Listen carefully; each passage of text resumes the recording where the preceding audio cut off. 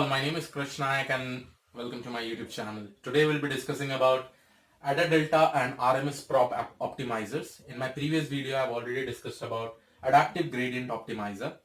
And when we are discussing about adaptive gradient optimizer, the main idea behind this particular optimizer was that we have to use different learning rates for each and every weights, for each and every hidden neurons, for each and every layers, for each and every iteration. So that was what we had a basic idea about AdaGrad, and by that I had written a formula for weight updation as W new is equal to W old minus this learning rate will be with respect to time because it will be changing with each and every iteration, and derivative of loss with respect to derivative of W old.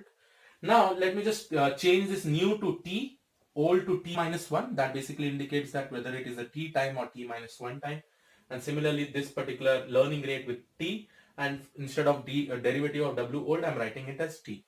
Now the main thing was that we have to derive this particular formula, and by using the AdaGrad approach I had shown you that this learning rate with respect to T can be given by learning rate, which is the initial learning rate. So this will be my initial learning rate. After that this learning rate will get changed, divided by alpha T plus sigma, a small epsilon value, and this epsilon is basically a small positive number. And I also told you that why this is taken as a small positive number, because if this alpha of T is 0, at that time what will happen is that we'll try to add up this particular positive number, so that anything, if we don't have this epsilon, right, at that time what will happen, this value becomes 0. So anything divided by 0 will give you a very big error. So to handle that, I'm going to take this epsilon, which will be a small positive number. And now this alpha T is basically given by the formula summation of I is equal to 1 to T, derivative of loss with respect to derivative of W I, and this I is from 1 to T again, I'm squaring that. Okay, now the main reason is that why I'm using this alpha. Every time you see this, I'll be trying to replace this alpha value over here, and this particular value, as I'll be doing iteration by iteration, we'll be seeing that alpha T increases, and when I try to put this alpha T value over here, our learning rate decreases, right? So as we see that as our neural networks becomes much deeper, in AdaGrad what we usually see is that the learning rate becomes smaller, okay, and hence the convergence becomes. But there is one disadvantage of AdaGrad, which I also discussed in my previous class, is that this alpha T sometimes become very, very high. How it is becoming high? Because see, if I consider a very deep neural network, over there every time I'm doing square for the derivative, right, with respect to the iterations. So this becomes a very big number, and it is happening in some times, right, not every time, very rarely it usually happens. So in order to handle this kind of condition, we basically have two new techniques, which is called as AdaDelta and RMSprop. These two work in the most similar way, okay, only these are basically created by different team, but the internal working is almost same. Okay, now what happens to this particular learning rate with respect to AdaDelta and RMSprop? We have to prevent this situation wherein the alpha T increases to a higher number, and in order to prevent it, just imagine guys why this is becoming higher. The main reason it is becoming higher is that we are doing the summation from I is equal to 1 to T, that is for all the iterations. If we can prevent this, then we'll make sure that this alpha T will not become a very high number. And one more thing, that if it becomes a very high number, what will happen? You see that as this becomes a higher number, this n of T will, this learning rate will basically become a very, very smaller number. And when this becomes a smaller number, if I try to replace it over here, okay, so there will be hardly much difference between the W new and the W old value, right? So because of that, what we do is that we should restrict this alpha T to become a very, very big number. Okay, I know that this learning rate should decrease, but it should not become very, very small. It should not become very, very small. It should become small, but not very, very small. Okay, so in order to prevent this, I'll just make a small change in the formula based on AdaDelta. Okay, I'm just going to rub this. If you really want to see this back, just go behind a little bit and just have a look. Now, as I said you that this learning rate of T is basically given by learning rate divided by root of alpha T plus epsilon. Instead of writing alpha T, now here I'll write weighted average. weighted average, I'll just explain you what this is. Weighted average plus epsilon. Again, this epsilon will become a positive number, okay, small positive number. This weighted average can be computed as sigma, sorry, not sigma, it will be computed as, or remember guys, the weighted average we have already discussed how it is basically computed when we are discussing in this AdaGrad and previous to that particular optimizer.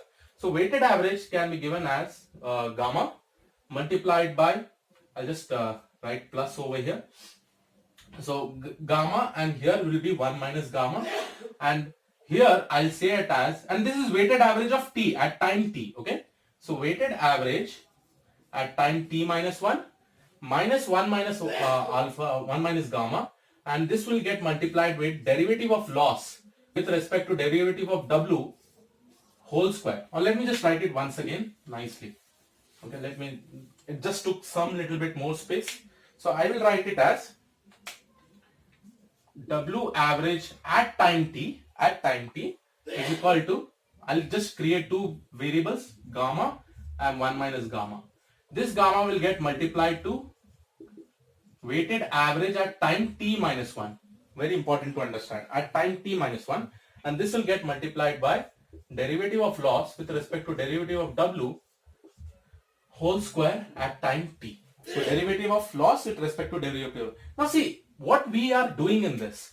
In this, if you remember the previous diagram or previous formula for with respect to AdaGrad, here I was using alpha t, and alpha t was basically given by summation of I is equal to 1 to t, okay, and the formula was basically derivative of loss with respect to derivative of t whole square, right?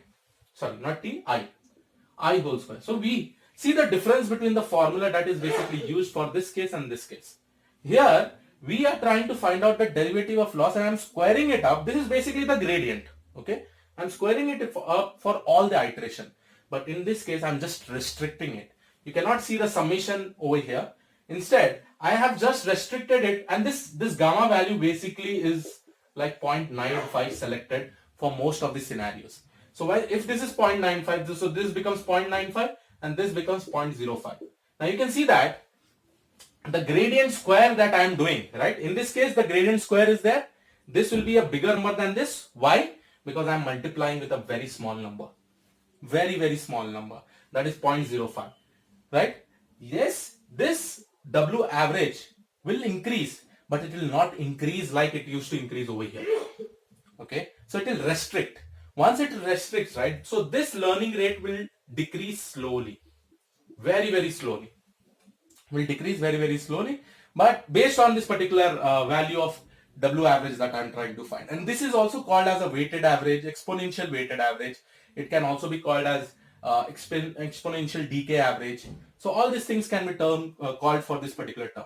Now the main thing is that we are restricting this gradient. It should not be a very high number by multiplying a number which is 1 minus gamma, and this gamma is usually selected as 0.95 for this particular specific reason. So this is how both AdaDelta and RMSprop works, and this basically prevents your alpha t to become very, very higher, okay, or your W average to become very, very higher. In short, your learning rate will not be very, very small, and the convergence will not take that much time. Okay, so this was all about AdaDelta and RMSprop. And again guys, both this algorithm, both this optimizer uses this concept only. Okay, there is a slight difference over there. Both are created by different team, and there is some slight differences over there. Okay, so this was all about this particular topic. I hope you like this particular video. Make sure you subscribe the channel. Now there are just 2 more videos left. After that I'll start the practical applications. I hope you're liking it, and please share with all your friends whoever they require this kind of help. I'll see you all in the next video. Have a great day. Thank you.